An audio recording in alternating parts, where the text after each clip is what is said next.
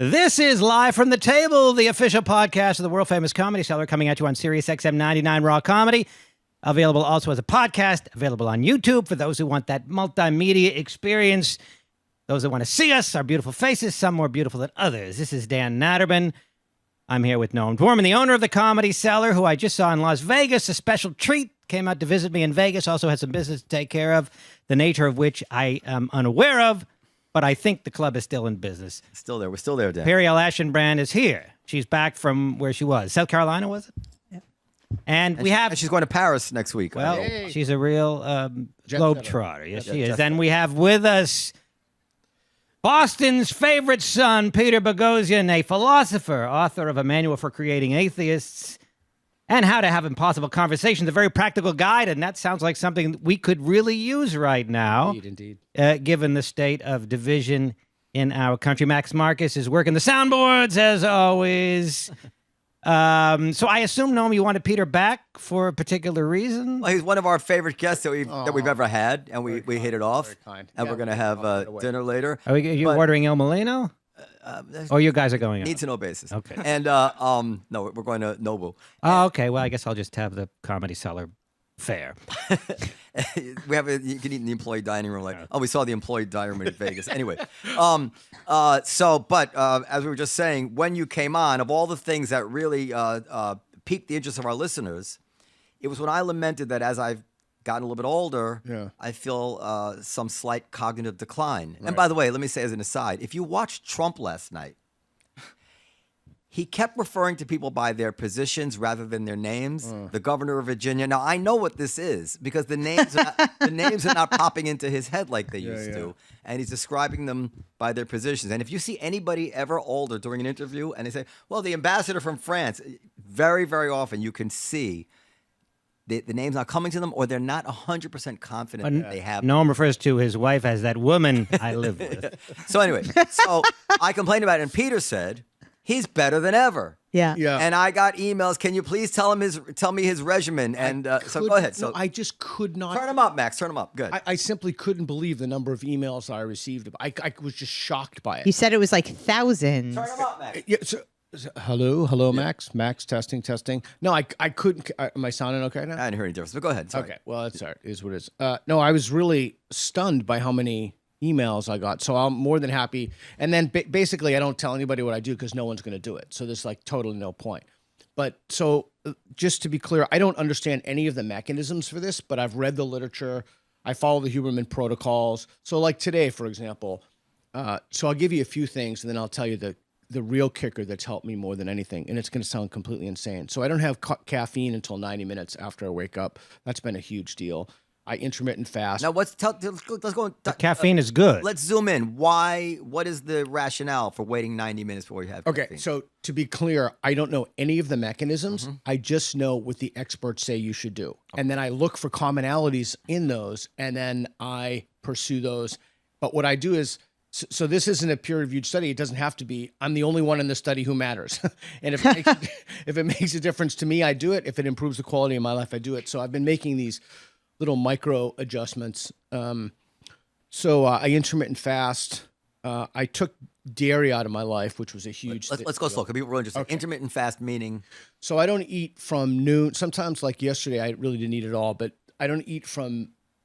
I start eating at noon and I stop eating at 8. So for tonight, when we're going to go out, if the meal ends, if we keep eating at 10:30, I'll just tack on those hours to the rest of the day. Okay. So I won't eat until 2 or 2:30 or whatever. So it's 16:8? Yeah, I do 16:8, but I try to sneak in an extra hour or two here or there. So 15:9-ish. Something like that. Yeah. So I try to fast for at least 17 hours. So you drink a lot of water, caffeine.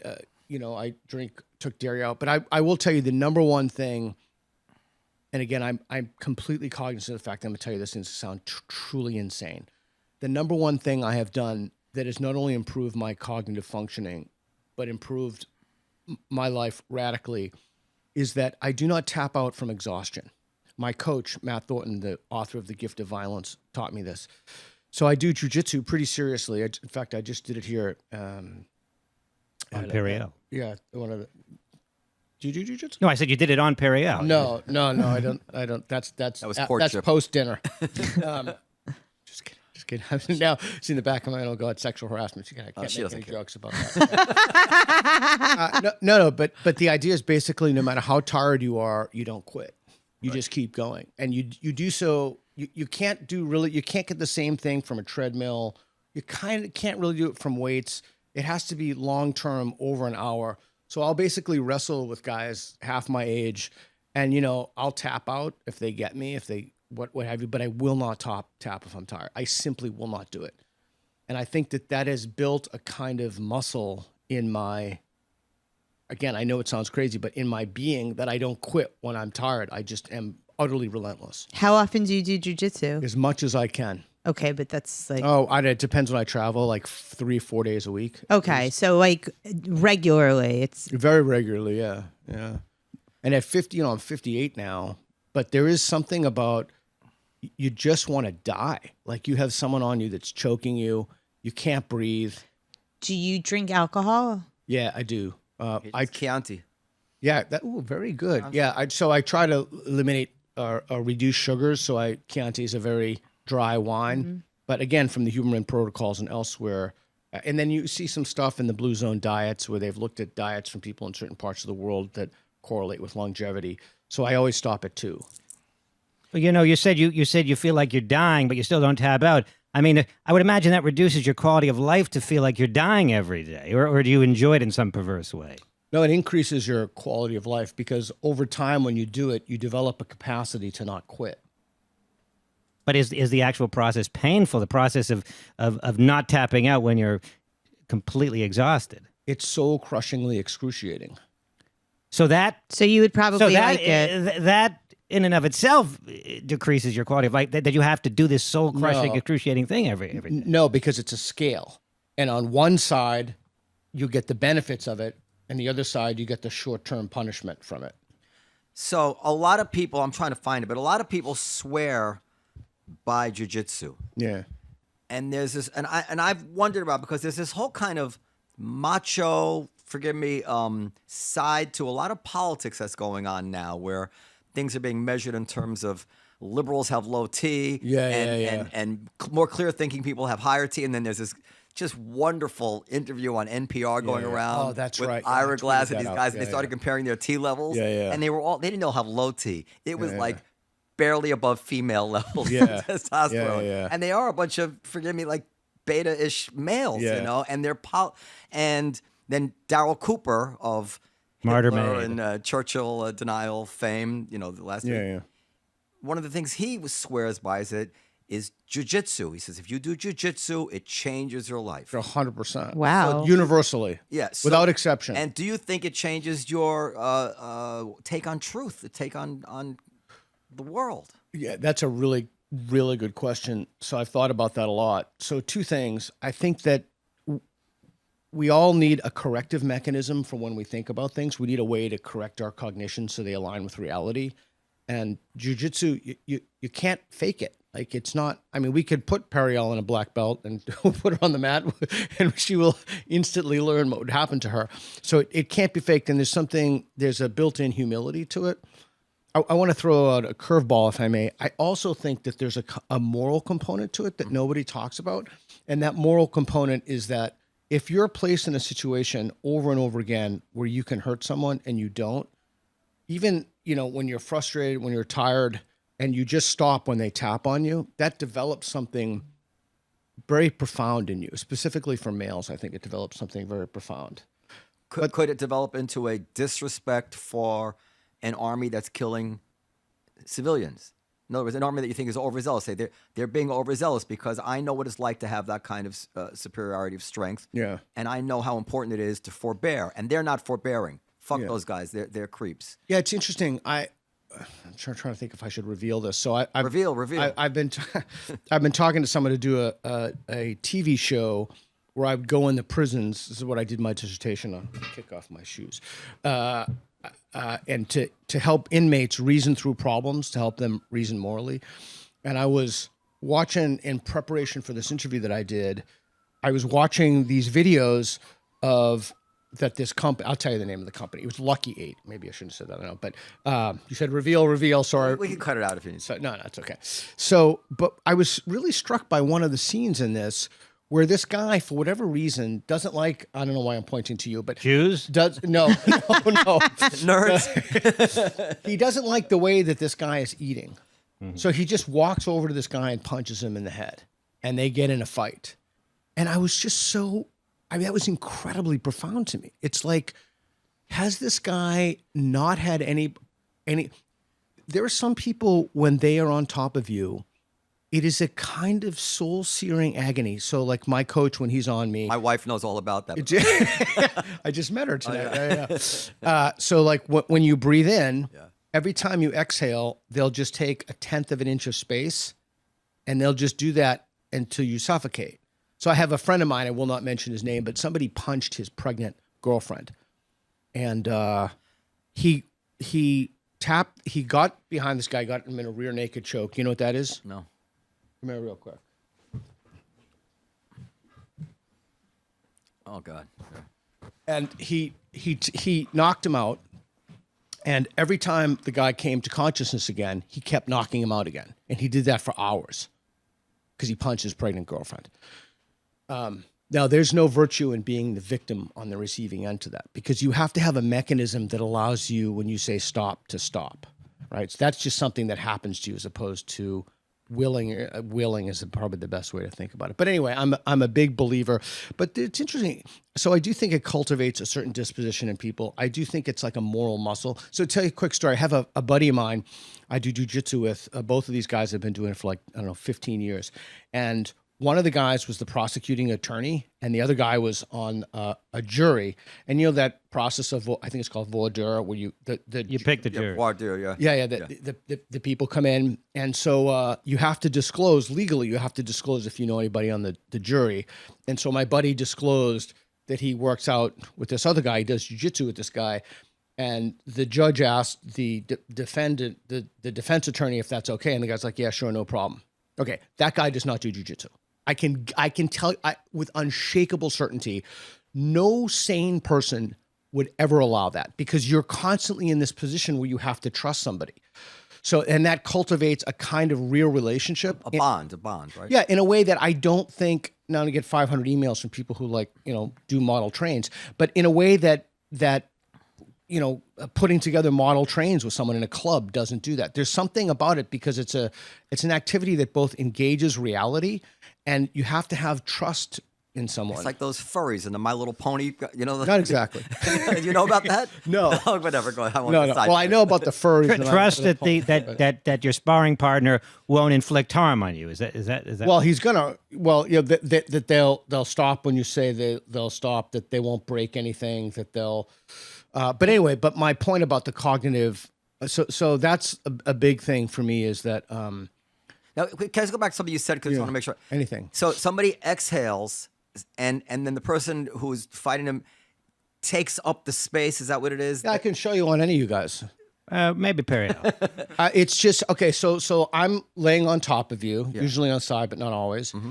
And every time you exhale, I just relax into you just a little bit. I create some negative space, and then you're able to fill it. But it's like so this is the key thing. It's like I'm a wet blanket on top of you. So every time you exhale, so you don't have to punch anybody. You just, every time they exhale, you slowly asphyxiate them. You slowly suffocate them. And there's just nothing you can do about it. And it really is like having a superpower. And that's what was so striking to me about the guy in prison. I mean, he doesn't know what this guy knows. Mm-hmm. I mean, you get some of these guys on top of you, they could literally break every bone in your body, like the whole thing. And so it was just so striking. So I do think that there is, I'm going to say this, and again, this is like 5,000 comments, but I do think that there's something about having someone on top of you who knows what they're doing and tormenting you. That is one of, people don't understand. Violence is serious shit. Yeah. Right? And to perpetrate violence like that. And there is something, I think that there is a deterrent. I have no evidence for this. It's sheer speculation. But to have somebody on top of you who is basically torturing you. Can I ask if, you said... Go ahead. You said that you have to trust the person will stop when you tap out. Well, why wouldn't the person stop? You've tapped out. He wins. Yeah. He has nothing more to prove. Why would he continue? A lot of reasons. One, he's just angry, so he can't control his anger impulse. Or he just makes a mistake. Like, you have to also trust them that they won't make a mistake. What kind of mistake? I mean, for those who don't know jiu-jitsu, like me, how you could just mistakenly harm somebody? Well, yeah, actually. So I'd go to do an arm bar, or I wouldn't feel your tap because it's in the heat of the moment, or what have you. Or someone else bumps into me and I lost my attention. So do you find yourself angry at the sparring partner because he's... No, never.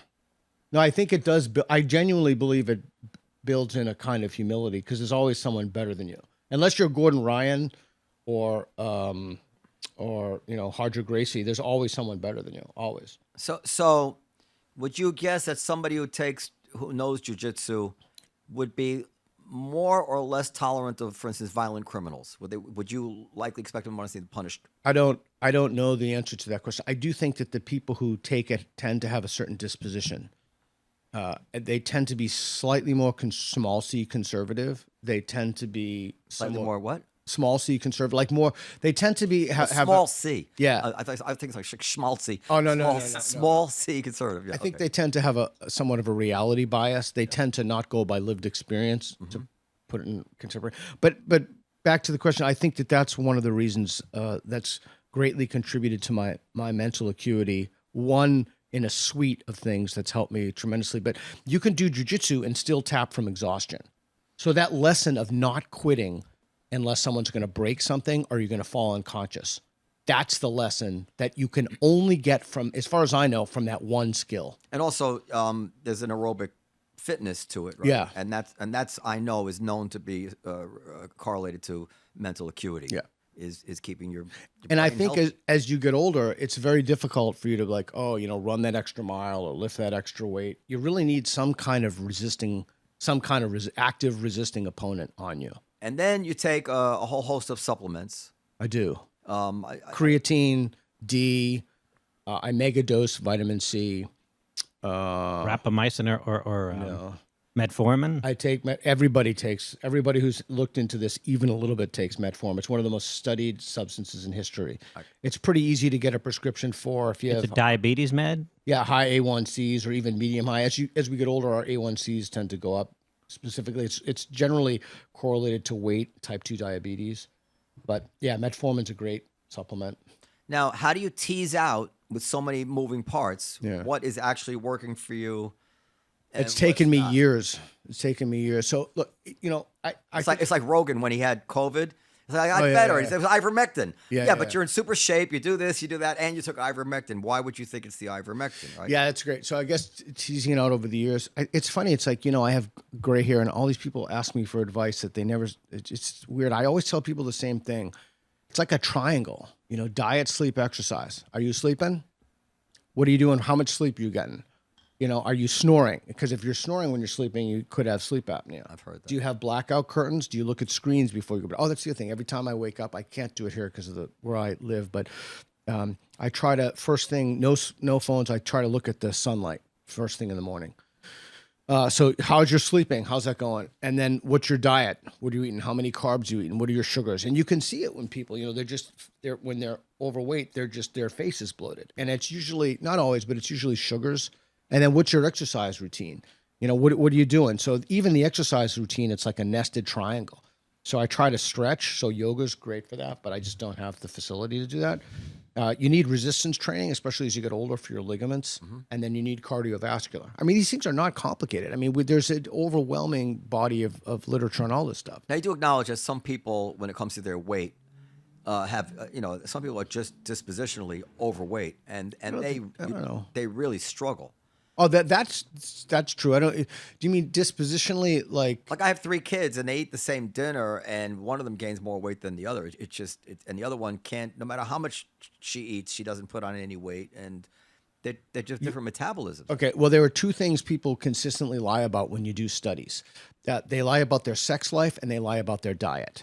So if you look at calories in and micronutrients, there's going to be very little. I'm not an exercise physiologist, but there's going to be very little difference in the outcomes, the weight outcomes of people who eat the same diet and participate in the same level of physical activity. Or they have something neurologically that compels them to Highly eat unlikely. more. Well, I mean, if you have identical twins separated at birth, Yes. and one is overweight, usually the other one's overweight, as I understand it. But that's propensity to eat. That's not controlling the variables of what causes them to gain weight. Maybe you didn't. Yeah, that's what I said. I said either their metabolism is different, or neurologically they're compelled to eat in a way that's more compelling than like I can eat a third of my dinner, put it on like I'm done, and I have a friend who looks at me and says, "Are you crazy? How do you do that?" Yeah. Well, Okay. I had enough. So I had Johan Hari, who wrote a book on Ozempic recently, and I'm amazed how many people are taking that. So I mean that would be if you again, that's the scale thing. If you have to make a decision, would you rather suffer from the consequences of being overweight or the unknown consequences of Ozempic or another weight loss drug? I don't know. It seems that Or the pain of not eating till you're satiated. why would that be a pain? Well, it's generally uncomfortable not to eat as much as you want. Only initially. Your body will get accustomed to that. I guess maybe if you have a neurological disorder in extreme circumstances, but Look, I generally agree with you, but But one thing, alcohol. yeah. My whole life, after I've had a certain moderate amount of alcohol, I didn't want any more. Yeah. I'm the same. I really want it, but I know people. It's never enough. Right. And that I think is genetic. And if I was cursed with that, Yeah. it'd be hard. It's hard for me to judge those people. And I feel the same way about eating. Like It's not about a judgment, though. No, okay. It's not. It's certainly not a moral judgment. I don't mean moral judgment. I mean just Yeah. to determine what's going on. It's just an interesting thing. I feel that the relationship to food and hunger and all that stuff is so. I think that you're fortunate. You have this great body, as Periel told me. You were walking in front of her, but I'm kidding. No, you're I'm sorry. I'm so sorry. As we get older, we really begin to see some people our age. I'm a little bit older than you. They stay pretty fit and they look pretty good, you know. And other people, they just blow up. I don't think I could blow up like these people blow up. I'd have to really work at it, you know. You know what I'd love to do? Yeah. I tell you this from the bottom of my heart. If I lived here, I would love to commandeer 2 hours of your time a day. I'm going to be back in April. I don't think I'll be in the whole month of April. I'd love to get a commitment from you to hang out with me for a month. Done. Totally. 2 hours a day, no, and that's a lot of time. Yeah, but we'd write down what you'd eat. You'd go work out with me. We'd walk around everywhere. You need to commit to me because I really would love to do that. Well, I'm going to be back in April. I'm totally. You want to try that in April as an experiment? Absolutely. We'll do a pre and a post. We'll come on the show. But listen, if we do this, one of the things you have to do. A month might not be long enough, but I don't know about your, financial status or Very good. His very good status. So you should, flush. if you did that, what you would want to do is you'd want to turn the tools of science on it. Like just get your blood measured. Oh, yeah. Like you'd get everything measured, and we'd do a pre and a post. Deal. My doctor will. I can get quick appointments for that kind of stuff. Yeah. By the way, just as an aside, I took a Grail test. You know what this is? No. For the cardiac? Oh yeah. So I had in the last couple weeks three different health scares. All of them turned out okay. One of them was a very young person. Another one was my age. One person she went in for a calcium test, which is like it's a heart test. Yeah. See if your arteries are clogged. I guess it's the level of calcium in the heart in some way. I don't know. But anyway, in that test, they found a spot on her lung. It's not even the test that's looking for it. And it was the earliest stages of cancer. They removed it. She's going to be fine. Awesome. It would have been. Good for her. So I've been very paranoid about this. My father died of cancer, lung cancer. My grandfather. Anyway, I went to the doctor. I said, "What can I do to get ahead of this? Because too many people are having these health scares, and just by accident they're discovering them." Yeah. And he said, "There's this new test called a Grail test, GRAIL. It's an acronym, and it tests for 200 different cancers. Yeah. And it tests, and it can apparently detect the cancer so early, even before a test for the cancer, like through a scan or an MRI, would even be able to see it. It looks for just a little extra DNA waste associated with a particular organ. and I'm waiting to get the results. That scares the shit. And are there any cancers that even detected at that precocious stage are incurable? Or they can all be, anything that they might find is treatable? I don't know the answer to that. Well, that's what I would have asked before I got the test. I think it's inevitable. I mean, Spinoza says the freer the man, the less he thinks about his own death. So I think as you get older, it's almost inevitable that you start thinking about this shit. You know? I think, Although everything I've read, as I've mentioned to you, but Noam, you disagree. That's at 60, and you and I aren't there yet, Peter. But Noam is that people start to think about, well, we're not too far away, start to think about death less. They're less scared of it. The fear of dying is a young man's game. That's what I've read. it's idiotic. Well, How can you think about it less as you get closer to it? because the brain does what it does. The brain is not a logical organ necessarily. Okay, I mean, everything's on a curve. Sometimes the brain thinks and does things that are Okay, not so let me just say, and then we'll get back to Peter. No. I think my particular life, because I'm living a young man's life at an older age, because I have young children, the rational factors just cause me, every time I look at my young kid and I'm thinking about, high school graduation, it brings to my mind, well, how old will I be at the high school graduation? Oh, I'm getting closer to death. So maybe if I wasn't living, maybe if my kids were out, if I was an empty nester and I had grandkids, maybe what you're saying would be true, and I'd just be kind of writing it out. But I really have things to live for now, and it's an intense desire for me to stay not just alive, but vital and robust and mentally healthy, so I can run around. We just got back from 2 weeks in Japan. Have you been to Japan, by the way? Yes, your wife was telling me that. You loved it.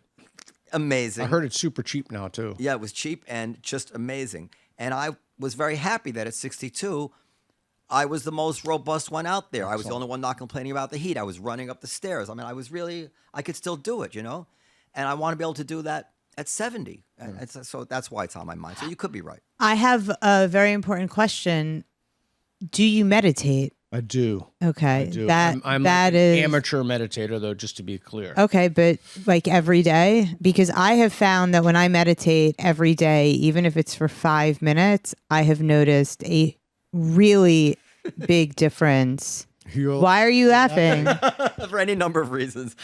By the way, we were supposed to. You're committing. Her mic is way loud.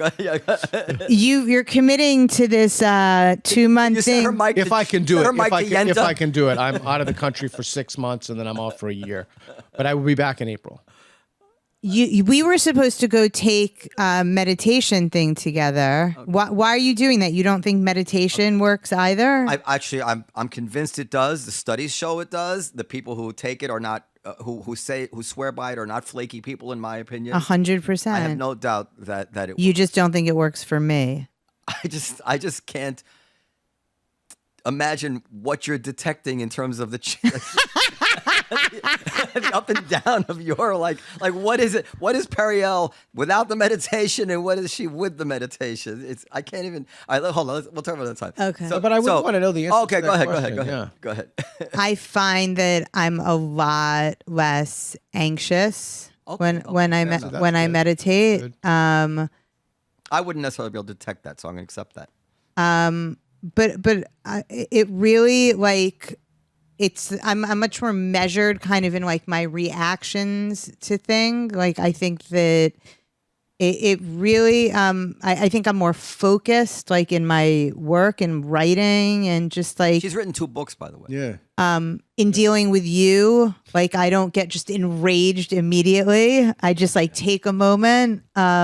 I think it makes a really huge difference. And I'm not talking about like people like Howard Stern and Jerry Seinfeld meditate for like 40 minutes a day, 20 minutes every morning, 20 minutes every evening. I'm talking even like 5 to 10 minutes a day. Well, as I said, I have no doubt that it works. So, Max, do you have that video queued up? Do you send me a video? That means no. I sent you a YouTube link.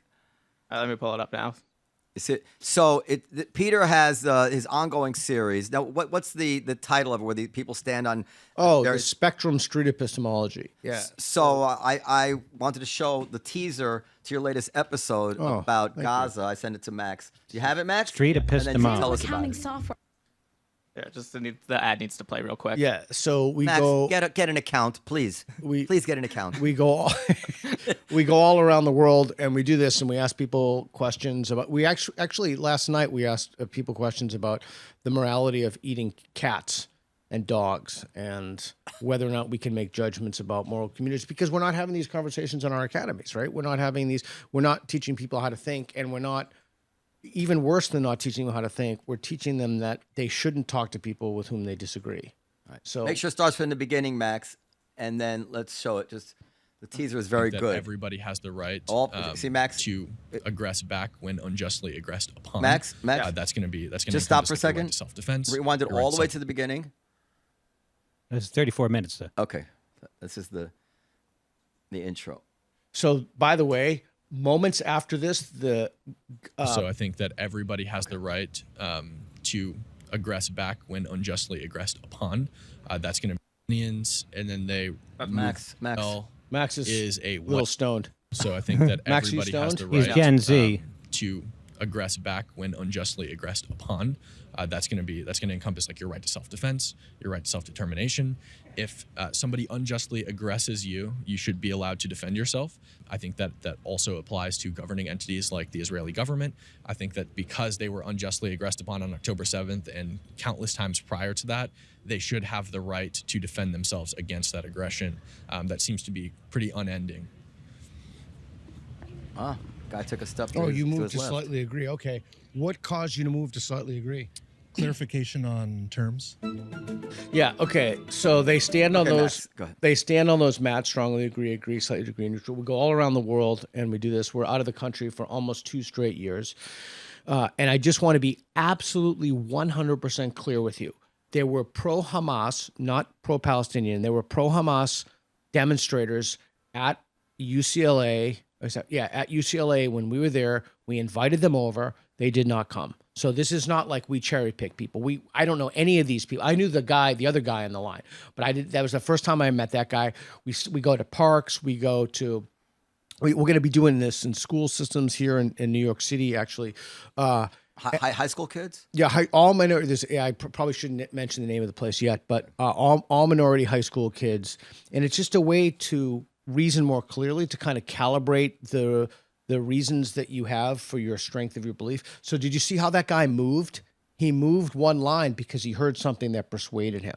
And so usually the thing that I found from researching this and going all over the world is that one of the reasons people don't change their mind is because they want to belong to a community, and they'll feel excommunicated or exiled from the community. And so you have to kind of take that away through this. That's why Mormons send people to the door in 2s, right? So one of the things that we do is we try to make it a virtue for people to consider different ideas and change their mind. But the fact of the matter is that there are some people, like the pro-Hamas people, they simply refuse to speak to us. And even then, when they protested, they were all covered up anyway. Now, 2 questions. First of all, do you think it's easier for somebody to take a step to the left than to say it out loud? That you've moved me? I do. I think there's something about the physical behavior that's it doesn't have the kind of valence that the verbal behavior does, because people will tag them verbally. They can make things stick with them. And so it's the reason that one of the reasons this is fascinating is you can see the manifestation of belief change in real time physically.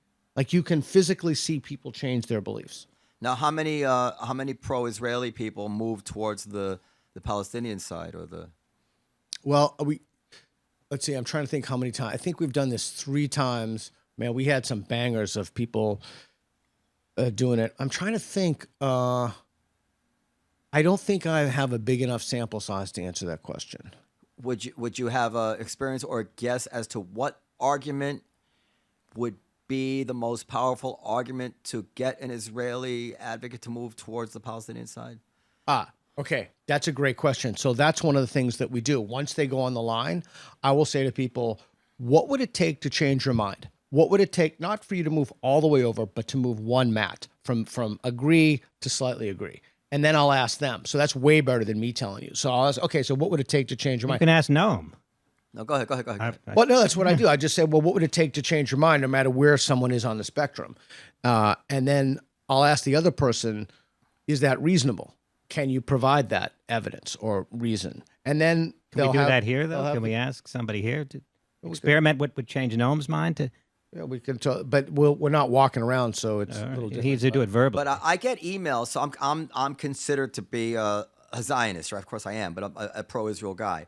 But I get emails with some regularity from Jewish people who tell me that I've moved them to be more understanding of the Palestinian side, and I'm very happy when I get those emails. You know, I take pride in that because in some way it validates to me that I'm in some way even-handed. Yeah, more even-handed than most people they're listening to. Anyway, you know, I'm not gonna. I'm sure somebody could perceive me as not being even-handed at all, but and it's usually because I've forced them to see the Palestinians as human beings, but like in a way that they were somehow avoiding, or they just couldn't do it. And yeah, no, he's right. You know, they're dying. It seems like it's such a small, almost obvious thing that people would understand, but in the midst of all this horrible bloodshed and war, they do miss that sometimes, you know, that a child dying is a child dying, or whatever it is. I feel like in a certain way it sounds like I'm trying to virtue signal. I'm not. I'm just saying I do get those emails, and that's what made me think of the question to you. And I wondered if that would be what had made certain Israelis move. Yeah, I don't have a large enough sample size. I will say that we did it in Washington Square Park, actually, last time I was here, and the two of the people, you know, one who had his face entirely covered, they stood there for hours afterward to the side, and they talked about it. And that's one of the things. So I believe that truth exists. I believe there's a solution to that problem. I have no idea what it is, but I'll tell you one thing. The more you're not honest with your problem, the more honest, okay, let me frame it this way. Unless we're honest about our problems, they will not be solved. Problems are not going to solve themselves. And one of the ways that we have to be honest about it is that we have to start having these conversations. I suggested to the university where I used to teach, the dean at the university years ago, that we should have a conversation between someone who teaches police tactics and someone in the BLM. And the dean looked at me like I was truly out of my fucking mind. Like that. So we're not having those conversations in our universities. We're not teaching people how to communicate across divides. We're not teaching people how to kind of. Why did that is so almost self-evidently a worthwhile conversation? I can tell you exactly why. Yeah. Because the universities have become ideology mills, and the goal is to replicate the ideology. And so they start with the assumption it's not a truth-seeking institution. I don't know if you went to college, but when we went to college, it's not about seeking truth. It's about alleviating oppression. It's from the Brazilian educator Paulo Freire. I think I might have mentioned that last time I was here, but it's about disrupting and dismantling what they see as oppressive power structures, which, and we could talk about queering in a second because I think it's important, that there are certain entrenched norms in society. Certain things are normative. Heteronormativity, you've probably heard that heterosexuality is the norm. White power, male power, cis power. And so the universities want to disrupt and dismantle that. And there are entire lines of literature with really extensive pedigrees about that. How do we queer something? That's why I'm going to give a talk at GenSpec in like a week or so, but it's the GenSpec in Portugal. Oh, by the way, speaking of which, so every year at GenSpec, Stella O'Malley is this wonderful woman who runs it. She's Irish. The WPATH, which is the trans activist organization, GenSpec always has their conferences at the same time. I think it's literally right across the street from it. And I don't want to say it's an imposing organization, but that would be fairly accurate. And I think my pinned tweet up until recently was, we invited the people from WPATH to have a conversation. I invited them to come on stage. The conference organizer invited them to come on stage and have a conversation. These are really important conversations, and they were having none of it. And I think one of the things that's important to understand is, this is so important to understand. If you get nothing else out of this podcast besides don't tap from exhaustion, get this, is that the people who are in the orbit of the ideology, they believe that the tools that we have used to construct society are themselves perpetuators of racism, sexism, misogyny, etc. So one of the tools, Aubrey Lord, the black lesbian feminist, writes about this: the master's tools cannot disable or dismantle the master's house. Well, what are the master's tools? Reason, rationality, dialogue.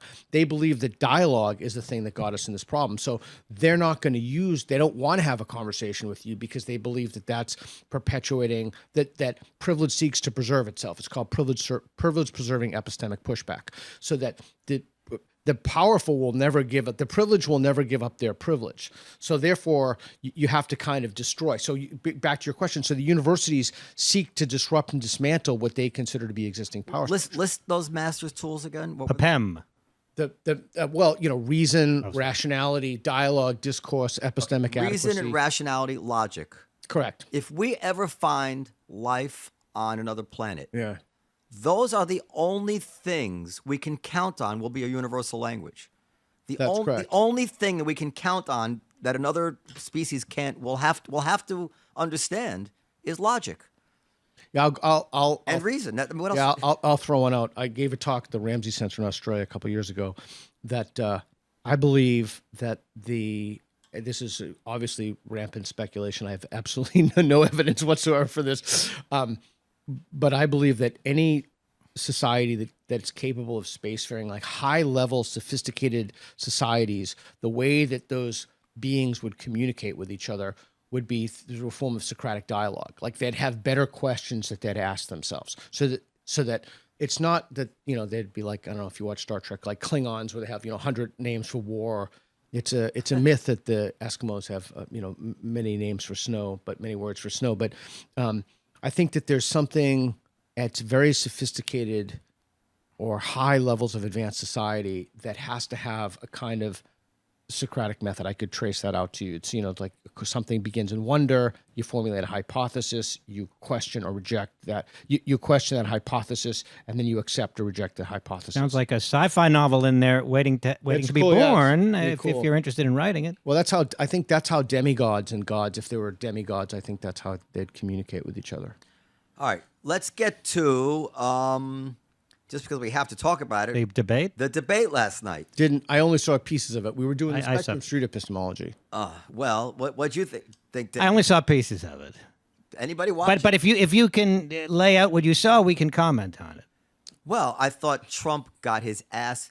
That's from what I saw. That's what I saw too. It reminded me of Kim Jong-un had said that he said we're seeing the dotage of the dotard. Remember he said that to taunt Trump. I mean, Trump was just awful. From But I thought on abortion, the little clip I saw on abortion, he was on solid ground. He said, "What's up to the state?" Harris said, "Well, you stuffed the Supreme Court in such a way that Roe v. Wade was overturned, and now there are states where it's illegal to have an abortion, even in cases of rape or incest." He said, I think he said, "I don't agree with that, but it's up to the states where it belongs." I think he was on solid ground there. Well, it depends how you want to judge it. If you want to judge it in the only way that really matters, which is the likelihood of winning a small number of persuadable swing voters in a small number of states, maybe literally 100,000 people in the entire country that matter here. Yeah, again, so he did terrible. In full disclosure, from what I saw, I thought Harris. I think to be very blunt, I think Harris is an ignoramus. I thought she did Absolutely. She had wonderful handlers. Whoever put it together moved her toward the center.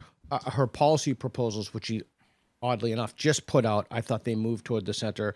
There was no intersectionality, critical social justice, wokeism nonsense in it. I thought, and you have to give credit where credit is due. If she did a good job, it's not about a partisan thing. You have to say she did a good job. I thought she even the way she must have practiced that look, like the way she kept looking at him, I thought was really good. But I mean, she clearly, from what I saw, she clearly got his ass handed to him. I speak for millions of people by saying the following.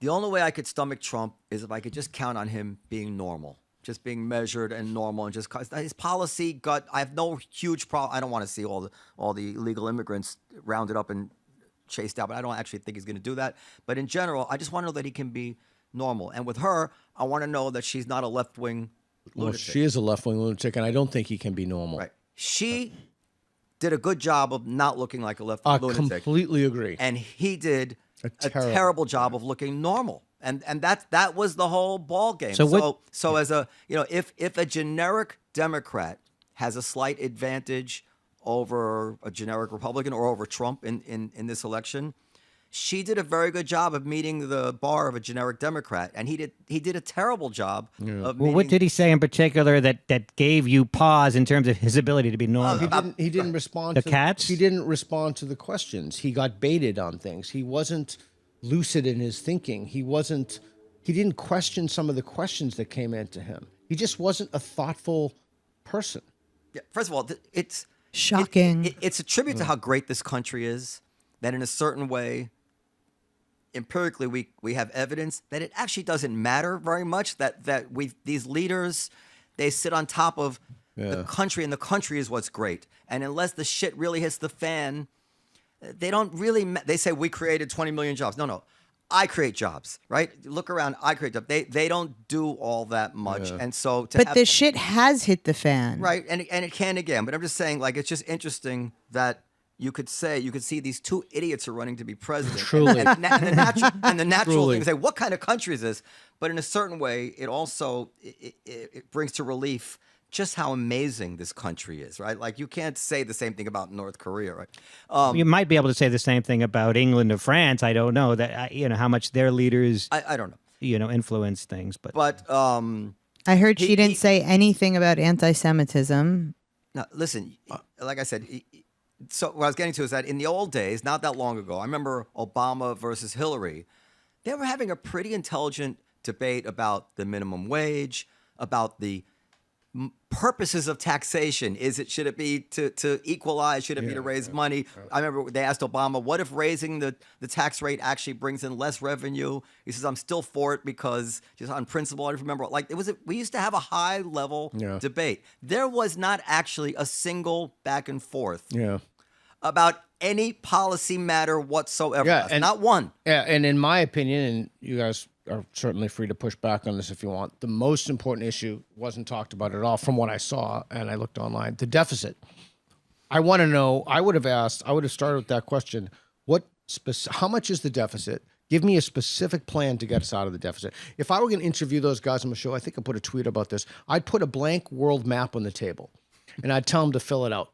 Hilarious. And a blank map of the U.S., and I'd tell them to fill it out. I've had the same fantasy. Give them a basic test. Give them a high school reading There is exam. no way they would be able to do And that. that's who we've elected as. I don't think do all economists generally agree that the deficit is it currently. Most economists would go as to say it depends, but the fact that it wasn't addressed at all. Is insane. Yeah. Is insane, actually. I mean, I've been tweeting about it. I mean, a few people, Musk and Peter Thiel and others, are concerned about it, but nobody seems to. They're more interested in Taylor Swift's endorsement or some other silliness. Now, much has been made about the bias of the moderators. I don't know if you saw, and it's absolutely true. The ABC moderators, they should be fired. Like, they're debating Trump, they're correcting him. But that's her job. Yeah, but I'm going to push back on you. He should have said something. Well, I actually think this hurt Kamala. Like. Oh, really? To me, it was so obvious that to anybody that they were on her side. If she was doing so well, I'd be like, if I were her, like, shut up, I don't need your help. You're undermining me by giving them an argument. I'm tossing him around the ring without your dumb. If the election were held tomorrow, who wins? Oh, tomorrow would be Kamala. I think tomorrow. Peter Boghossian. There's a half-life on these things, but That's the thing. It changes. So, but that's the answer. The answer is Kamala. That's the answer to your question. What didn't Trump do? Like, what did you like? He should have pushed back on the moderator. yeah. And I mean, that's. Well, her first answer when she was nervous, which is human, and they asked her, what's your plan, basically, and she had no answer, and he didn't even have the in the moment. I heard that. Where does it say? Did you just hear her answer? Yeah. She doesn't have an answer. The only answer she has is something she put on her website that they cut and paste from Joe Biden. He could have destroyed her. Any one of us, or 75% of us could have. Well, I didn't know he's talking about you. He's talking about me. Or No, he looked at me. without preparation. Yeah, I could completely have agree. driven her into the ground. See, I actually had the same thought, but I didn't want to say it because I didn't want to. I don't know. But I had actually had the same thought that I was. When you go around the world, it's very embarrassing to see. People.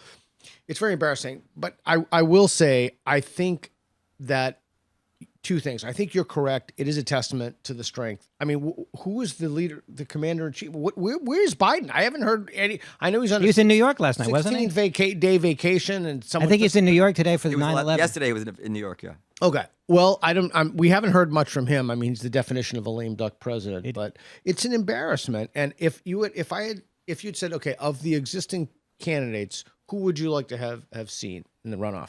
Personally, my personal opinion is I would have liked to have seen Vivek versus RFK. Now, let me just tell you why. Yeah, go ahead. It's not that one has to agree with them.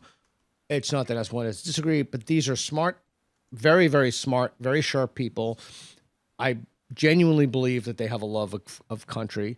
They have very different visions for how they would want to see the deep state or the governance of the U.S. I think it would have been a more interesting election. I think they would have had what you talked about, Noam, when you go back and specific policy. I think they would have had wonderful debates, and we would have been proud as a people again. Okay, Do you feel you travel a lot and you're going to be leaving the country soon? Do you feel embarrassed to be American? I do. I was with a buddy of mine, Lawrence Fox, and we were in Parliament Building, and a woman I never saw before in my whole life. Where was that?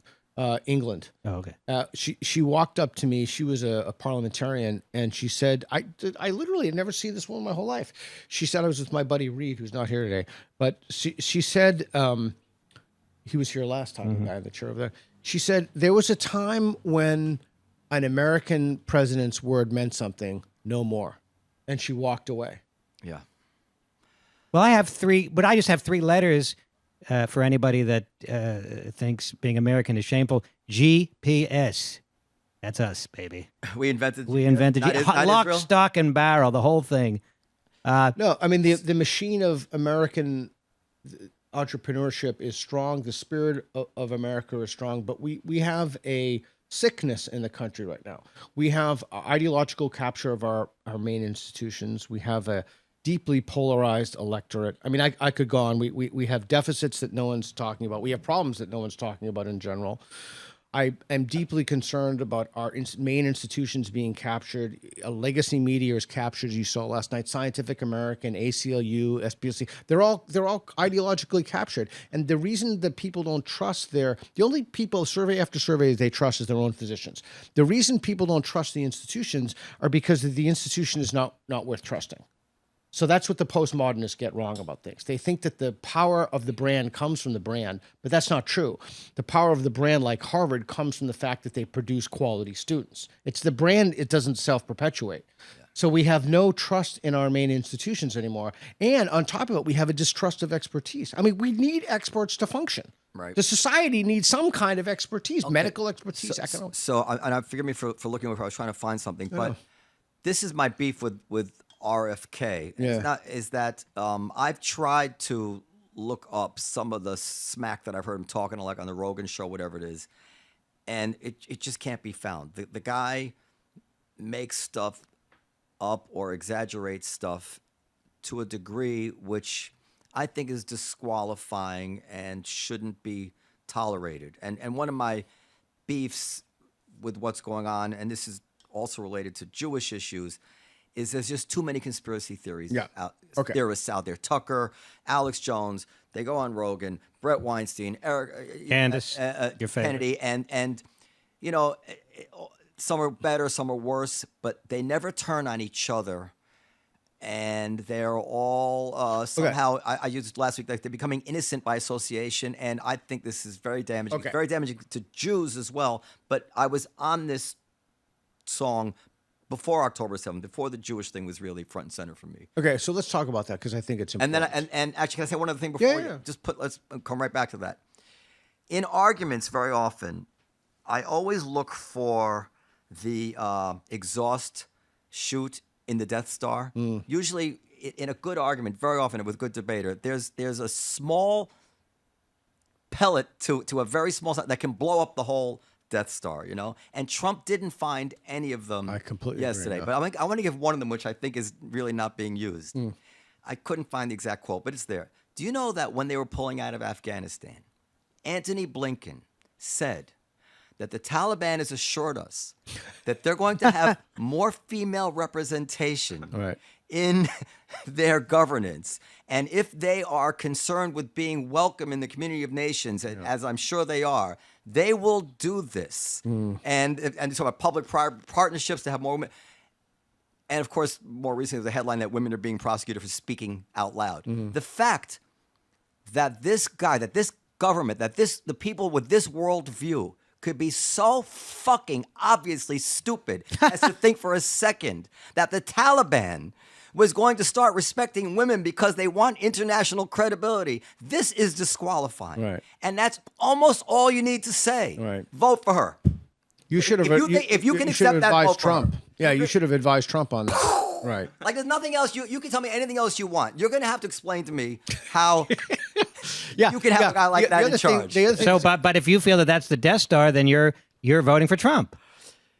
Well, I would vote for Trump in a heartbeat if I didn't worry about his psychological impetuousness, and I'm afraid the guy shoots from the hip. And like I like the idea of Nixon and Kissinger carefully gaming things out. Like I don't like Trump shooting from the hip, even if I do acknowledge that his hip, that's pretty high. Trump's hip is not a ridiculous gut. Trump's Well, what gut about is the pretty fact good. that he's still prattling on about the... But every time his gut instinct turns out correct, he gets more and more enamored with himself. And sooner or later, that number is going to come up, and it could be calamitous. That's my only Well, worry. what about the fact that he still won't admit he lost in 2020? I mean, is that That's disqualifying as That's far as you're concerned? despicable. And in a primary contest, I would give that a whole lot of weight. But we have to live under policies. And I mean, I've made this argument before. For someone who really cares about a woman's right to choose, they're never going to vote for the person who's going to end the right to an abortion, no matter what their own guy did. They will rationalize it. This January 6th thing, all of it, as terrible as it is, it only really works on someone who can tolerate the policies of the other side. And that tends to be people who live above the fray, wealthy people. You know, there's a whole group of people out there who's, if you ask them this question, tell me a time your life has ever been impacted by any government decision, they can't think of anything. They, like journalists, is a typical. When has a journalist ever been personally affected by any government decision? Never. But an Asian mom who wants to send their kids to college, and Trump is the guy who got rid of these preferences, but he did January 6th. But now their kid will be treated as a human rather than as an Asian when they're working their butts off trying to get to school. No, vote. It's tough for them because they love their kids. And they say, well, I'm not going to sacrifice. If he can do this for me and my family, I'm going to hold my nose and vote for him. And I respect that. And you can spin that out if you believe that NAFTA or, you know, whatever it is, whatever the various issues regarding manufacturing and all that. But if you think my family's going to lose their job under these policies, and you're going to vote for the guy you think is going to keep the job for your family. So that's how I answer that. I give a lot of latitude. I don't like people say, that's disqualifying. I think that's almost always a bullshit answer. You can come up with a realistic scenario, a realistic hypothetical where that same person would admit, all right, it's not disqualifying. But so the Blinken is not disqualifying. The fact that Blinken said what he said about the Taliban is also not disqualifying. No, again, Trump is trying to prove that this group is does not have a serious worldview. Yeah, he's talking about a rhetorical strategy for the debate. Yeah. So you said a lot there. We're on to something right off. I put a pause. I wanted about RFK also. Yeah, I want to say. So let's say that he said some things that are unsubstantiated. Wouldn't the best way to do that be to have him debate somebody who knows what? Like, for example, on Rogan, you remember that guy Peter Hotez? Yeah, I think the COVID guy. Yeah, they offered some crazy amount of money for him to debate, and he said, "No, he's not going to do He's it." too smart for that. But here's the thing. So he was already on Rogan so he already moved in the public space. It wasn't like he was a scientist who wanted his anonymity. He already moved in the public space. But the best way, again, it all comes back to Enlightenment values: dialogue, discourse, logic, reason. You know, the best way to expose someone if they're saying things that are false is through a debate. I personally like a conversation better than a debate, but you need someone who's sharp and with the analytical tool. That's why I said I thought it'd be, if I were given my druthers of the existing candidates, I would say RFK and Vivek would be spirited, to say the least. I think it's interesting what you said about conversations being preferable to a debate. Yeah. Because nobody's doing that. Well, here's the thing. So I believe that we have to nudge society to help, especially young people, think that changing your mind is a virtue. And right now we think there are all these things in society. Oh, he's a man of conviction. Every time I hear he's a man of conviction, I think to myself, oh, there's a man who won't change his mind in the face of evidence. Yeah. So if you change your, so when you debate that, you want to win, you want to get your point across. But when you have a conversation, you can, if you say something, but if I'm debating you, I'm going to stick to my point because winning is my goal. Truth wouldn't be my goal. It'd be subsumed in that. The problem is so many people are invested. Their brand is invested in their position. They've written a book about it, for example, that they're trying to sell. So they're not going to change their mind. They have a book that they're trying to. Yeah, but what looks better? I'm thinking of Naomi Wolf. What looks better when you're in a conversation, you have a book, and someone brings something up, and you say, you know what, that's great, and especially if it's in real time. I actually wrote about this in my book, Changing Your Mind in Real Time. People will respect you more if you change your mind in the face of incoming evidence than if you. But they may not buy the book. But reputationally, you will gain far more because you will be someone who, and the reason what people don't understand about books is that your agent gets 15% of the book. You only get about maybe 90 cents on a dollar. 1%, only 1% of books sell more than 5,000 copies. You don't make money from books. You make money from the speaking engagements. That's what people don't understand.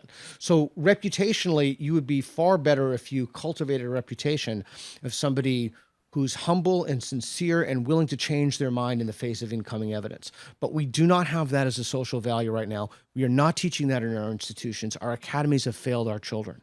You couldn't be more right, and it couldn't be more obvious because we all know whenever we do see someone who says, oh, that's a good point. We all say, oh, good for him. We never, ever look down on anybody. We always admire someone who seems to be ready to integrate a point into their... Humanly, it's very hard to do that. You and Peter think more highly of the individual, but I don't know that everybody else Everybody does. I believe, not everybody. I believe in a debate, if Trump or either of them had the opportunity to say, you know what, you might have a point there. Think about that. Their approval, not the person who they conceded to, their approval would go up. It's like, oh, that's the kind of person I want in charge. She made a good point he hadn't thought of. He says, oh, maybe you're right. Yeah, it kind of reminds me of right after the Biden-Trump debate, the Democrats put out a thing. I wish you could pull this up, but he's probably getting stoned back there. Right. He Joe Biden sunglasses like Biden, the clear winner of the debate or something. And I just remember myself like, wow, like no integrity, like no integrity whatsoever. But and then I guess we'll close with this. So I'm heavily implicated or involved in this Darryl Cooper Martyr Maid thing because the Churchill thing. Because I struck up a friendship with Martyr Maid since October 7th. And I never met him in person, but I communicated with him a lot and I came to like him. I never agreed with any of his conclusions. He was very anti-Israel. But I found my conversations with him very worthwhile.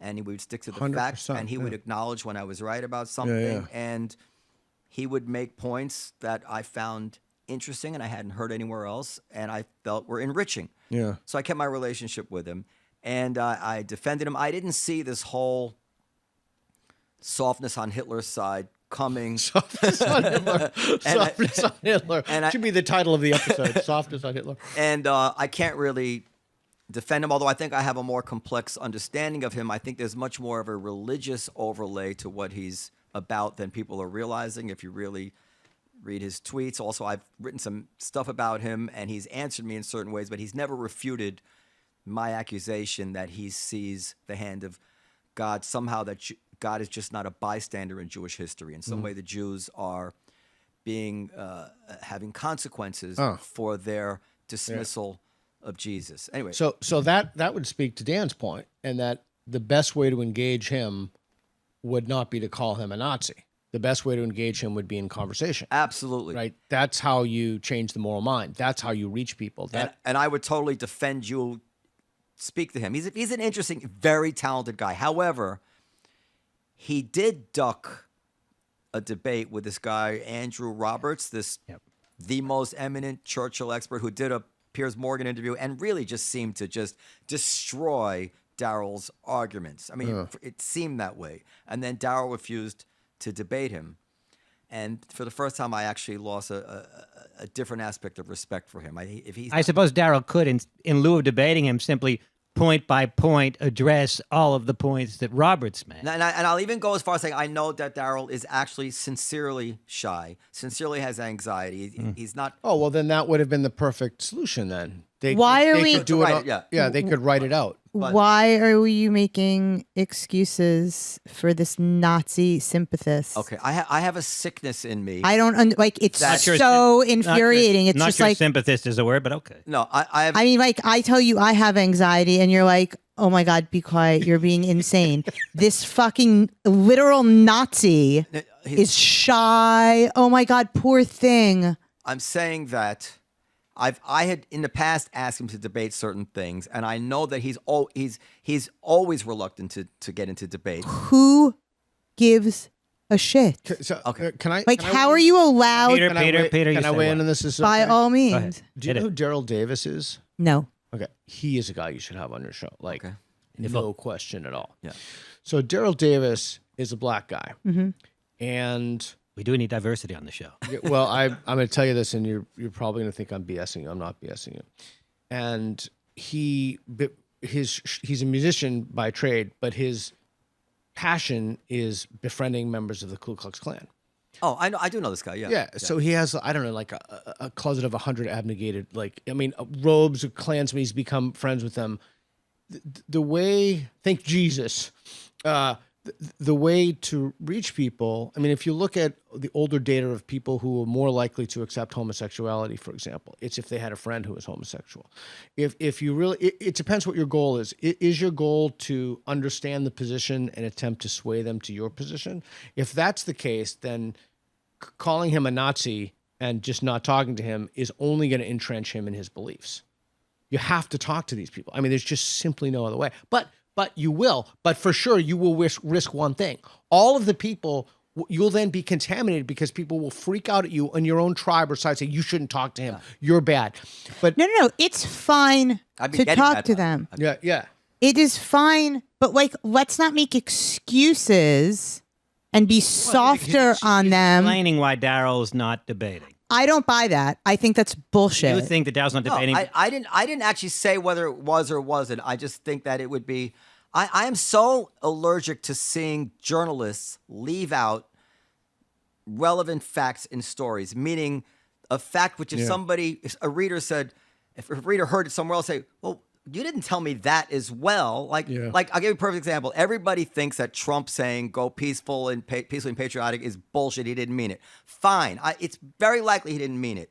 But you don't get to leave it out of the news report. Right? Okay. I'm with you. You know what I'm saying? Like because it's not you're gilding the lily. You're leaving it out. You're no longer reporting. You're actually leading me by the nose to the conclusion that you want. So I don't want to lead you by the nose to the conclusion that Daryl's afraid to debate. It seems like he didn't want to debate it. But if I know conveniently, but if I know that he has a history of not wanting to debate in general, and I don't disclose that, it's dishonest in a way on my part. That's all I'm saying. I think what's interesting is that you had a debate or a discussion with Daryl because Daryl didn't want to what's the word I'm looking for? Repudiate, whatever. Reject a friend because the friend has Nazi ideas that made him a mug. Yeah, and you say, well, I don't want to reject Daryl as a friend because he has these ideas. Okay, I have a question for you. Yeah. By the way, even if he is shy, he's in the ring now. That's what I'm saying. It's gotten even to the president of the United States. He needs to debate this guy. Daryl is wrong here. Okay, that was all I'm saying. You can do jiu-jitsu and you can debate. I mean, it's like the only person you suddenly get shy about and don't want to debate is Andrew Roberts. No, that's the opposite. That's not the only person. You see how you did that? Okay, go ahead. Yeah, you're a trooper. You're a trooper. Thanks. So this is something I'm going to ask you, somewhat of a personal question. Has he ever had any animus, or have you ever gotten any bad vibes? You're like, oh, dude's Jewish. I don't like. Have you ever gotten anything like that from him? On a personal basis, they Yeah, wouldn't on a like. personal He's never basis. met him in person. So. No, but I've never gotten the feeling that he doesn't like a particular person because they're Jewish. What I get the feeling is that he's conflicted. I think that I could be totally wrong here. Yeah. That as a Christian, he believes in brotherly love. Okay. He believes in forgiveness. He believes they know not what they do. Right. So he's charitable towards any Jew. That's one of my favorite lines. For God forgive them, for they don't know what they have done. I love that. But my point to you on that was, there is something, and I know people make fun of it, like, oh, I have a black friend, but that is something. Of course. So there is something, and I think, some people just give you the heebie-jeebies, and some people are just like totally cool with. Like I was saying with your wife, like, I just liked you guys when you walk in. Some people you just don't click with, some people you click with, but there is something that if he's communicating with you, you never got the heebie-jeebies, and he's been cool to you. It's too bad you don't know him in real life because you'd be better situated to make this decision. There's something there's a there. Yes, right? There's something there. Do you think Candace Owens could be accorded the same? No, she No, is a absolutely fraud. not. Yeah. Because she traffics in untruths. She denies. She obfuscates. That's what about she. But do you think she's capable of disliking someone because they're Jewish? Oh, Of course. I don't know. Where I'm she's amazed by at. her popularity. Yeah, she's a I'm fucking amazed fraud. by her popularity. We- amazed. We got to wrap it up. She can't. And then this. So the perfect example. Dave Smith, who's a famous comedian, libertarian. He's a friend of the club. Yeah. He's a smart guy. He's Jewish. He's not an anti-Semite. He will not say a bad word about Candace Owens. And Why? Because they're friends? I guess because they're friends. And I'm like, listen, you're breaking the back of your credibility here. Okay, but real quick. So there's a difference between saying a bad word about Candace Owens and, to use your word, repudiating something that she said that you think is he won't untrue. repudiate any of her ideas. Okay, well, I mean, I'd ask him why. Again, but that's the way that's how you'd get to that. You'd say in conversation, oh, why don't you repudiate her ideas? I mean, it's just, it's she's all going on about the Jews being pedophiles and Michael well, Jackson. She is full blown. she's a lunatic. So much so that lunatic. Daryl, Martyrmaid, has referred to someone else as going, no, that guy's got nuts. He's gone the full Candace. Right, Meaning right, he's saying she's too far for me, and Yeah. he's not shy. He's also reputed, I think, Jake Shields. Like I thought you said he was shy. right. But he will repudiate people that he regards as anti-Semites. Right? Yeah. But Unfucking believable. It's such a blob. I'm just waiting to see how this all rises to the top when as it hits the more widely respected podcasts like the Rogan Show and whatever the other shows are. Because Conversation with Peter Boghossian. because these people, because Dave is a friend of Joe's and Martyrmaid is a friend of Dave and Candace is a friend of Dave, and I want somebody to pop this bubble already. Yeah. And you really did hit on it, and I tried to make this point, which is that you can be kind and like somebody personally, but still not have to hold your tongue about their vile views. You could try to persuade them that they're wrong. Yeah. I want to add one thing to that, if I may. So if I ever disagree with people who, and increasingly all my friends move in the public space at this point, but I will always contact them privately first, rather than going on a rampage on Twitter or X or YouTube. Yeah, I'll always say, hey man, I just want to make sure I have your argument right. Is that, am I missing something? No. Or am I getting something? And I think that there's something that also maintains the integrity of the friendship while letting you hash out some differences. Or don't get in the ring. Oh, don't get in the ring. And that's the thing. These people, they're not just private citizens. Like, I'm going to become a public intellectual. I'm going to make a living out of judging everybody and calling everybody out and calling you out when you're lying and when you're a hypocrite and when you're lying and you do other things. But then you look like an idiot when you can't do it. You have to be able to do that, or you're in the wrong profession. And I don't think it's that hard, actually. I think they overestimate how hard it is. You can get away with it. And it keeps your friends more honest. They'll respect you more. Yeah, and they also start self-editing.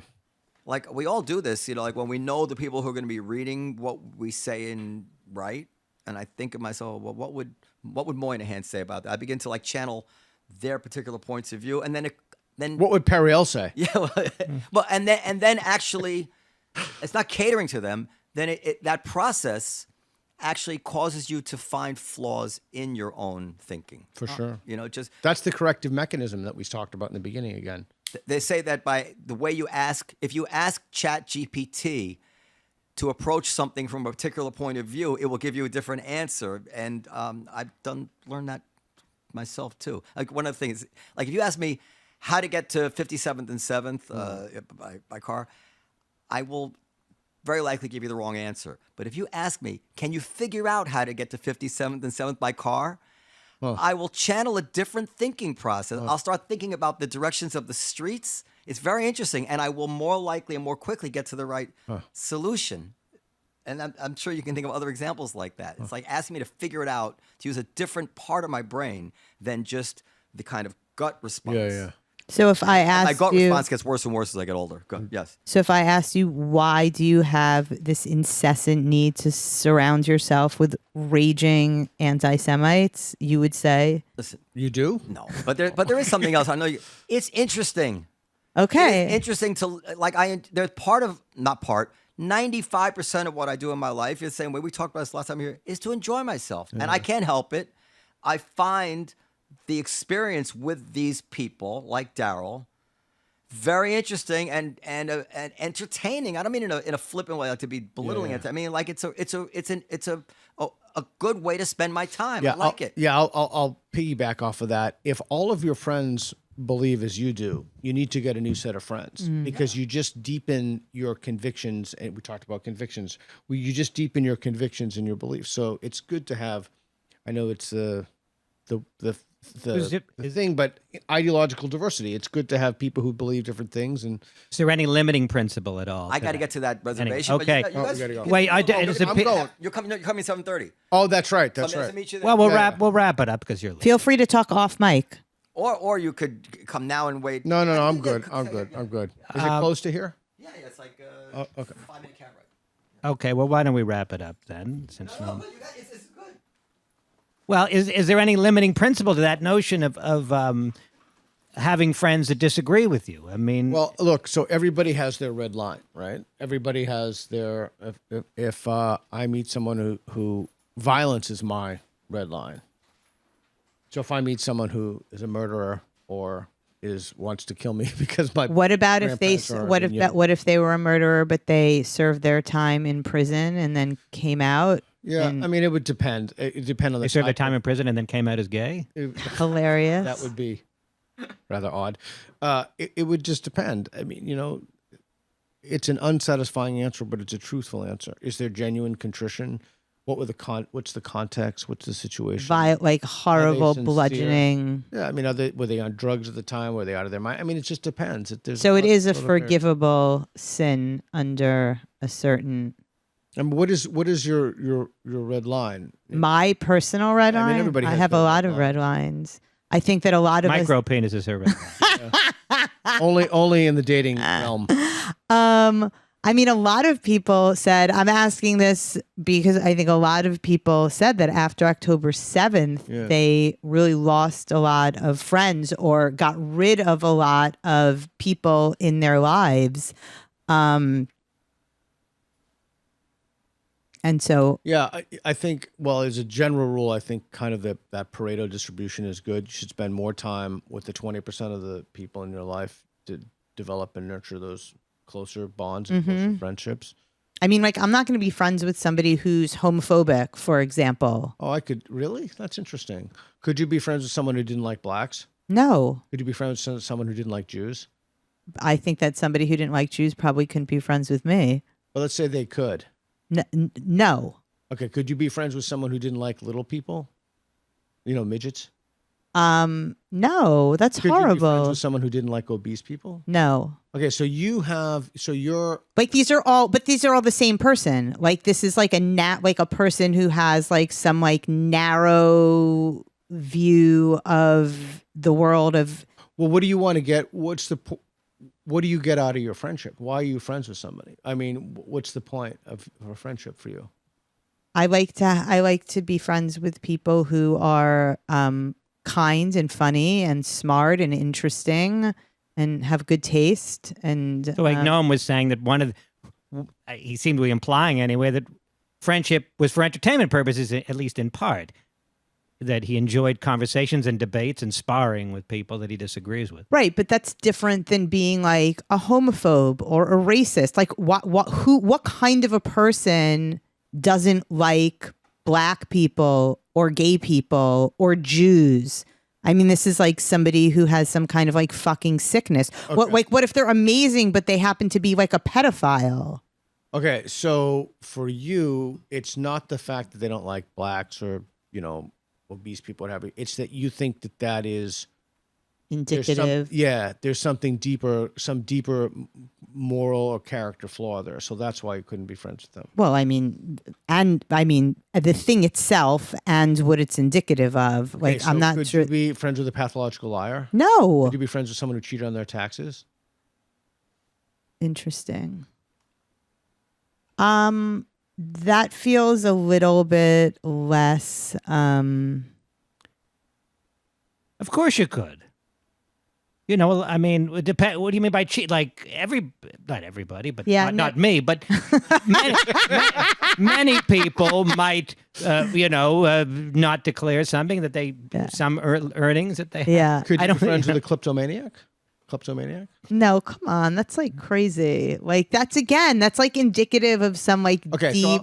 so I'll tell you what Aristotle says. He Tell says me that what Aristotle says. Aristotle writes that there are levels of friendship. Yeah. And at the base level of friendship is like, someone's your cousin. And then you have a tier up, like somebody likes to bowl. He likes to bowl, I like to bowl. So you have a common interest. And then the tier up from that is good conversations. You like conversations, he likes conversations. This took me a long time to think about and figure out the truth of this in my own life.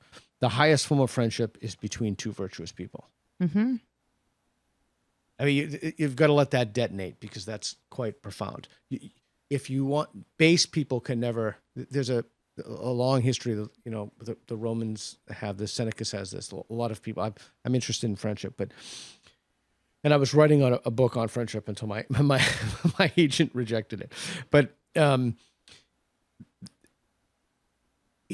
base people cannot be friends. Yeah, I mean, only virtuous people. This can be. all seems like very self-evident to Okay, me. so would you want your friends to tell you the truth, even if it hurt your feelings? Of course. So would you want if you were in a monogamous relationship, would you rather your partner be, I don't know if you're straight or whatever, but would you rather your partner be honest with you or faithful to you? Are those mutually exclusive choices? Yeah. Honest. So By the way, just to get back to your previous question, she is in a straight relationship, but is not averse to a lesbian encounter. Go ahead. Thank you, Dan. Thank you for adding that. It's really wonderful. Provides tremendous clarity on the conversation. That's great. So for you, I don't even know what to make of that. That was awesome. It was both awesome and demented at the same time. But so for you value the truth, you value honesty, you value, I assume, integrity, and you feel that if somebody doesn't like a person for an immutable characteristic or semi-immutable characteristic like weight, you could never be friends with them. So that's your limiting principle. Okay. I'm asking. I mean, I think that you've summed it up. But is there something wrong with that limiting principle in your estimation? Well, I was just going to ask her if she thinks that's what her limiting principle should be. I think that you've summed up my position. Yeah. I mean, I'm not saying that there aren't other things also, but I think that all of that is true. Yeah. Am I missing something? No, I'm just trying to tease out what's important to you in your relationships. Well, I told you what's important to me Yeah, in I my know. relationship. Yeah, but sometimes when people tell you something, doesn't mean yeah, it's just verbal behavior. Right, that's fair enough. Yeah. So I guess is the reason you're not friends with them is because morally you think being their friend is an immoral act, or because being friends with somebody like that would detract? I mean, you wouldn't have a kind of quality of friendship or relationship. Yeah, I mean, I'm very not interested in like surface level conversations and like small Like the kind talk. that we have every time we're hanging out. Who, you and I? Or you guys hang out? all the time. Okay. No, but I mean, like in general, like making small talk is something that I find But Peter, really could you have a sorry? painful. No, it's fine. Is really painful to me because it feels like a real waste of my time. Yeah, I can see. I don't give a shit like what the weather is like, or to get some like bullshit answer when I say hi, how are you? Yeah. And you're like, fine, how are you? How was your summer Could you be vacation? friends with someone who is stupid? Probably not. I could be friendly to somebody who was stupid. Could you be friends with someone who's significantly smarter than you are? Yes. Is it important to you that you're smarter than your friends, or not as smart as your friends? If you had a choice, would you rather be smarter than all your friends or not as smart as your friends? Not as smart as your friends. Oh. What's that expression that if you're the smartest person in the room, you're in the wrong room? Could you be friends with someone who is unkind to wait staff, No. even if everything else was in place? No. It's gross. I don't know if that's like a friend thing, but like that's totally unacceptable behavior. Like if you're like dating, that's like a Sex and the City episode, what you just. But like Never no. watch the show. Never Well, watch it's the pretty good. show. Yeah. So could you be friends with the people that you've just listed? You have to be more specific. Well, say somebody that's terrible to wait staff, and everything else was in place.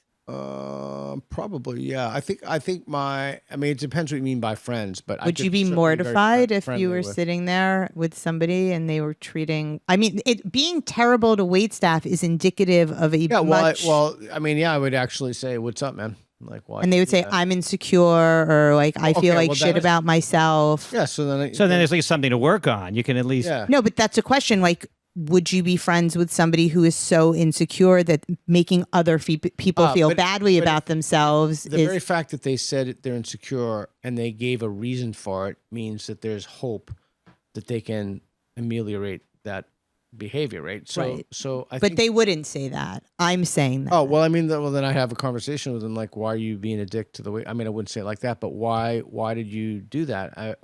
And they would be like, "What? I didn't do anything." But you could say she didn't get my fucking drink. and then I would say, well, there's a lot of people here, and so it doesn't cost you anything to be kind to somebody.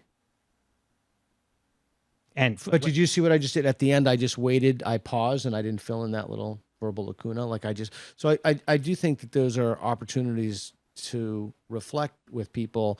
But if you just a priori write them out and say, I'm not going to be friends with somebody, you're kind of denying that. You're really, in a sense, trapping that person in a form of life, in a kind of behavior. I think the other important part of this is, are these people that you've been friends with for a long time, or are these like new people? Well, some people get grandfathered in and you can't get rid. It's like, well, it's too late now. I didn't know he was a racist. Now it's kind of too late. I mean, he's already the godfather of my child. I think that it is important to make allowances for imperfection and character flaws, and none of us are. I'm not trying to be like the moral police here either, but I mean, do you have any friends that like you suddenly found out were like complete racists?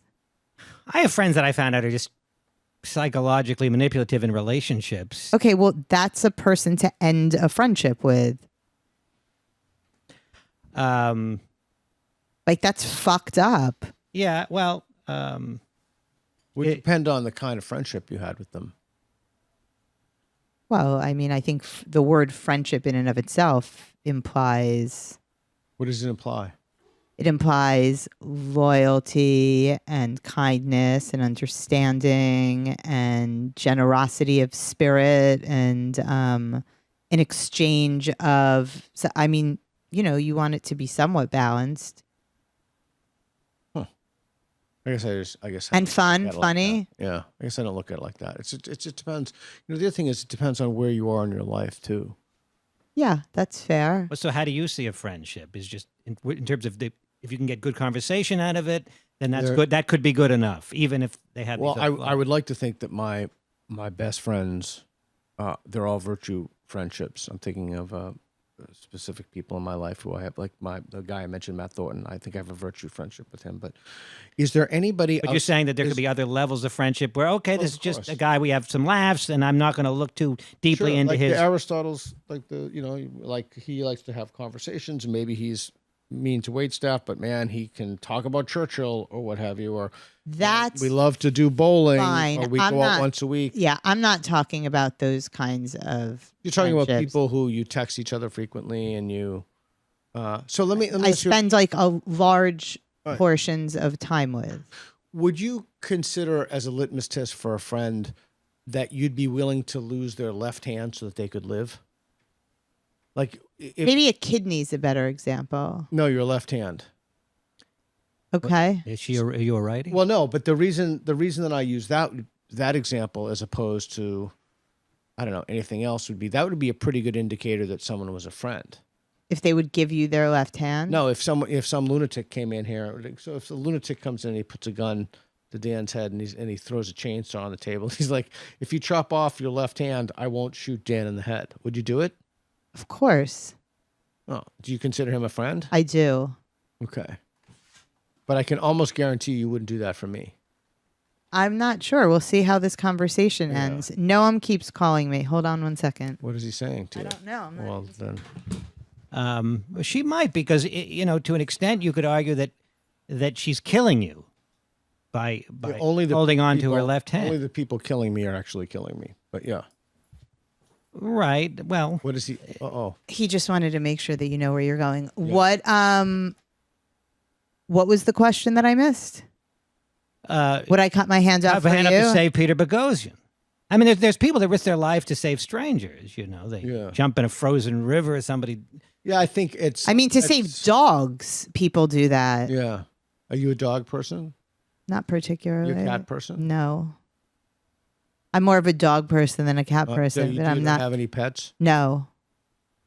You have any pets? I don't know. Okay. Nor do I want any pets. I did dogs at a dachshund for a couple of weeks, and I found myself feeling things I hadn't felt before. What's her name? I forgot her. Princess. No. Princess Jasmine. Jasmine. Gilbert Gottfried's dachshund. Dachshund. Of course, I would. Of course, And now I look at dachshunds in a totally Is different he way. still around, Gilbert Gottfried? No, No, like he a couple of years. died. Oh. Of course, I would let somebody cut off my hand to save your life. That's very kind of you.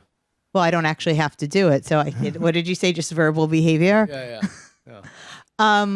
But yeah, I think it's true. People, jump in front of moving cars to save people. Look at Yeah, what happened I on think there's October I 7th. think there's a difference there in that they made some kind of quick calculus as to the odds and thought they could make it, and thought that, but this is like definitive. You think that on October 7th, people? Well, I mean, because Periel's, I don't know what, she doesn't use her left hand all that much. How do you know what I do with my left hand? I'm saying it's not like you're a pianist. Maybe in my later years in life, I'll have some dream of becoming one. I guess the point is, like, to what degree would you be willing to sacrifice to a friend that you wouldn't sacrifice to an acquaintance? That's why I think a kidney's a better example. Yeah. Why? Because there are, I have, to my closest friends, I really would at least seriously consider donating a kidney. To an acquaintance, I think I'd be much less likely to do that. Do you have kids? I do. How many kids do you have? I have one. How old is your kid? Okay. Do you have kids? I do. I have two. How old are they? I can't say on air because I don't want anybody to track them down. Well, how come you made me say on air? Well, because no one's out to get you. How do you know? To get me. Do you have people out to get you? Do you know how much fucking anti-Semitic hate mail I get on a regular basis? How much do you get? A lot. What do they say to you? I mean, who cares? I barely read it. But bleep that out, will you, Max? Yeah. Thanks. Max is on it. He's getting stoned over there. Yeah. Well, anyway. Probably not as much as you do, though. You probably get a lot more hate mail than I do. No, just because I think you're more. Well, I try to, like yourself, I try to ignore it. But, I was literally physically run out of Portland by gangs of maniacs twice. So. I mean, from what I guess the question that everybody's asking is Maine or Oregon? Oregon. Actually. Yeah. I mean, from what I've understood, Portland has become just like insane. So I don't know if that says. Well, now that I've moved, I really, from the bottom of my heart, I want them to run the experiment of completely defunding the police. Now that I've moved, I hope it becomes a mecca for homelessness and gangs and drugs and violence. And I think that the people have to live by the. They did, in all fairness, though, they did vote out Mike Schmidt. It's interesting, real quick, in Portland. The Portland State University, these lunatics took over the library for Gaza, destroyed the Portland State University library, over $800,000 worth of damage. No accountability. They weren't arrested. This is my understanding of the story, maybe subsequently, but I don't think so. And the president of Portland State University, no problem. It's not her money. What does she give a shit? So there's no. So the funny thing is that we lack any kind of institutional, like holding people like genuinely accountable. The number of traffic fatalities has soared because the number of every reason to believe this is directly causal. In Ted Wheeler did away the mayor of Portland with the gun reduction task force. They're not killing guys like me, middle class white dudes. They're young black men killing other young black men. Nobody wants to talk about that. Every time you talk about that, you're racist. Okay, so call me racist, but then the consequence of that is you have more young dead black men in our cities. So, I think people don't draw a line, and I wish Noam were here for this, because this is piggybacking off of what he was saying. They don't draw a line between the people they elect and the policies that those people enact and how that affects their lives. And so, I mean, I really, now that I've moved out of Oregon, I really hope they defund the police. I hope the whole place runs a large experiment, and we'll see how it works for them. And you hope that because of revenge, or because you think that a lesson will be learned that will then... No. Here's why a lesson will never be learned. Never. It's impossible to learn the lesson. Literally, there's something cognitively in our brains that prevent us from learning that. So when the Stop Asian Hate, who was it who was assaulting Asian people? And we're told that this is white supremacy. No, people won't learn their lesson because they won't associate their voting decisions with and the public policies we enact with the consequences of those policies. There's always going to be a boogeyman in the background. Like Douglas Murray says, there's not enough Nazis, so we invent them. So why do you want Portland to fall into the abyss? Just because you feel... No, I mean, I think that the people have spoken, and they've spoken clearly, and they've defunded the police. They've defunded the traffic police. I think we should carry through that experiment and see how it goes. When I lived there, I didn't want that at all because I was positive that would lead to chaos and anarchy. I have a buddy of mine I play Dungeons and Dragons with. He was telling me he does maintenance in a lot of buildings downtown. He was telling me that a lot of the buildings cannot get insurance permits, so they're going out of business. They can't function. They can't get insurance because of the vandalism. Okay, well, I mean, I've heard repeatedly, the reason that there's still problems. We have, they believe there are white supremacists running around. They believe that the police haven't been sufficiently defunded, and if they were sufficiently defunded, people would then be forced to collectively organize and protect their communities. Okay, well, we test that hypothesis. I mean, I'm gone. I don't give a shit what you do. Great. You want to test it? You want to eliminate the whole police department? Let's run the experiment. It's insane. No, let's run the experiment. Now that I don't live there, that's great. I think that's a terrific idea. But there'll be people that will be hurt by that. So why do you want this experiment to take place? So to what end? Well, let's say that they don't do that. If they don't do that, who are they going to blame? I mean, 44% of the people in the last election voted for Mike Schmidt, the former DA. That's astonishing. Like 44% of the people want to keep things as normal. That's should blow anybody's mind. Truly mind-blowing. So do you think those people connect the public policies, the decisions of their elected leaders? No, I mean, of course not. So again, okay, look, there has to be some system in a democracy. The citizenry have to be accountable for their voting decisions. They have to be. And if you don't like that, then you're talking about some kind of totalitarian system, right? You're talking about something else. So I don't know. I will say I'm not. I don't think it's possible that then people would even after the carnage and the chaos, I mean, look, they already haven't. The number of pedestrian, I wish you could pull this up, but the number of pedestrian deaths in Portland has rocketed up since the traffic bureau, the police, traffic patrol has decreased. I'd love to have a conversation with those people about why that is, but they don't talk to you. They don't believe in conversation.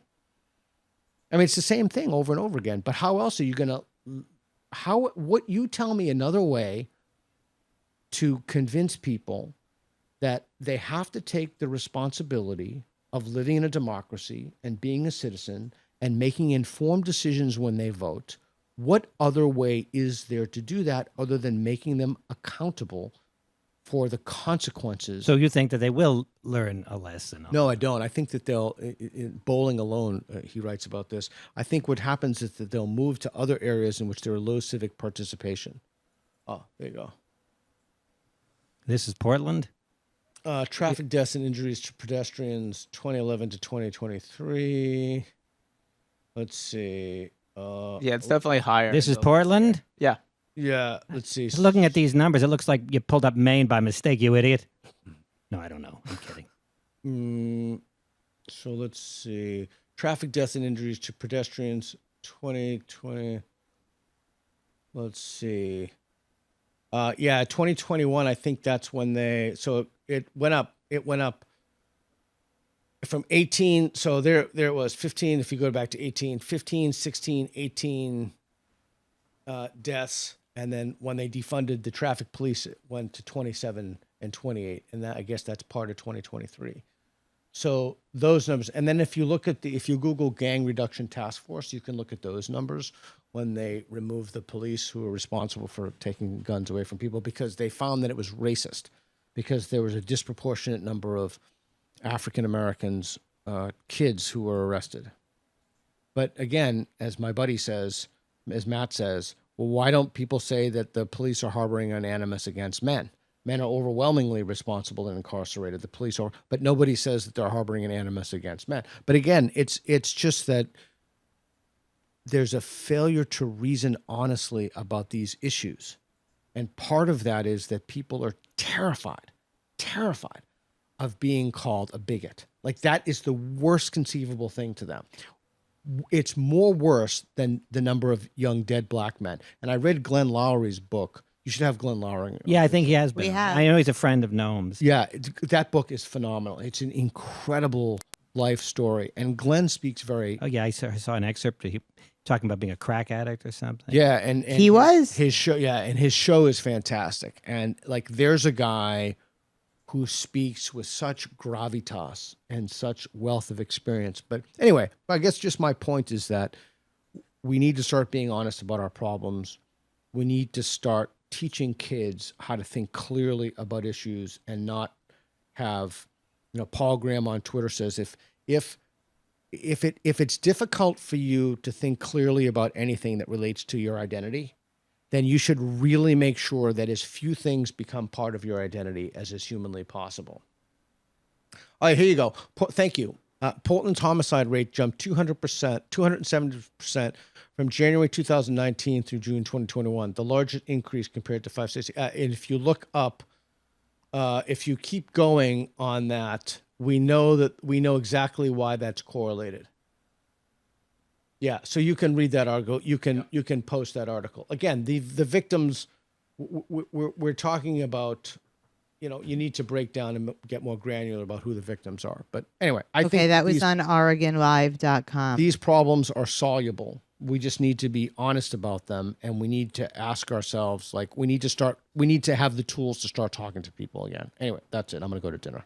Okay, thank you, Peter Boghossian, for joining us once again. Enjoy dinner at Nobu, one of our finest Japanese restaurants here in New York City. Periel, thank you. And Maxwell, thank you. Thank you. That's it. Bye-bye. Thank you.